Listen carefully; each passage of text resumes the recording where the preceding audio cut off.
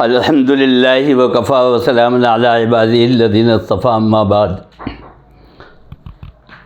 حضرت مولانا اشرف علی تھانوی رحمۃ اللہ علیہ نے ایک سلسلہ گفتگو میں فرمایا کہ انڈیا کے ایک ضلع میں ایک شخص ترکی ٹوپی پہن کر کچہری میں چلا گیا۔ کلکٹر صاحب بہت ناراض ہوئے اور کہا کہ تم نے سرکار کے مخالفوں کی ٹوپی اوڑھ کر یہاں پر ہماری بے عزتی کی ہے، اور فوراً سپرنٹینڈنٹ کو بلایا اور کہا کہ ان کو گرفتار کر لو۔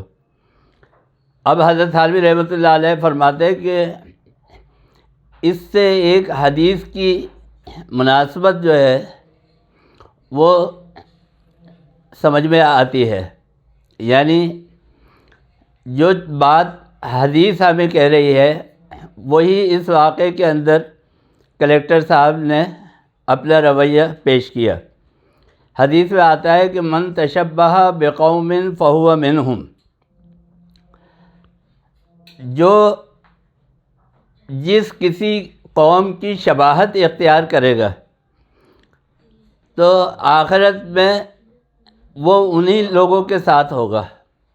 جس کا مطلب یہ ہے کہ آج ہمارے ہاں جو وضاقت اختیار کی جاتی ہے، جو ہمارے یہاں طریقہ اور رسومات اختیار کی جاتی ہے اور وہ ہماری شریعت سے متصادم ہوئے، کس طرح علامہ اقبال نے انڈیا کے اندر مسلمانوں کا حال دیکھ کے کہا تھا کہ وضع میں تم ہو نصارہ تو تمدن میں ہنوز، یہ ہیں وہ مسلمان جنہیں دیکھ کے شرمائے یہود۔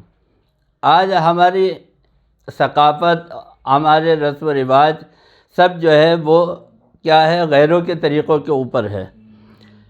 تو اس روایت سے حضرت تھانوی رحمۃ اللہ علیہ کو یہ بتانا مقصود تھا کہ جس طرح انگریزوں کے مخالف کا لباس پہن کر ایک شخص آتا ہے تو وہ اس کو ناگوار گزرتا ہے، تو اسی طرح ہم اللہ کے دشمنوں کا لباس اگر پہنیں گے یا ان کے طریقے اختیار کریں گے تو اس سے اللہ تعالیٰ بھی ناراض ہوگا۔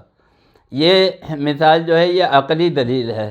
تو حضرت تھانوی رحمۃ اللہ علیہ کے اس ملفوظ سے یہ پتہ چلا کہ جو ہماری ثقافت ہے اور جو ہمارا طریقہ ہے وہ طریقہ حضور اکرم صلی اللہ علیہ وسلم کی سنت کے مطابق ہونا چاہیے۔ اگر حضور اکرم صلی اللہ علیہ وسلم کی سنت کے مطابق ہم چلیں گے تب تو ہم آخرت میں کامیابی حاصل کر سکتے ہیں۔ کسی نے بڑی اچھی بات کہی ہے کہ خلاف پیمبر کسے راہ گزیر کہ ہرگز بمنزل ناخواہد رسید۔ آپ اگر حضور اکرم صلی اللہ علیہ وسلم کے طریقے کے خلاف چلیں گے تو پھر منزل آپ کو نہیں ملے گی۔ تو ہمیں اور آپ کو سیرت طیبہ سے سبق حاصل کرنا چاہیے اور سیرت طیبہ کو جو ہے وہ فالو کرنا چاہیے۔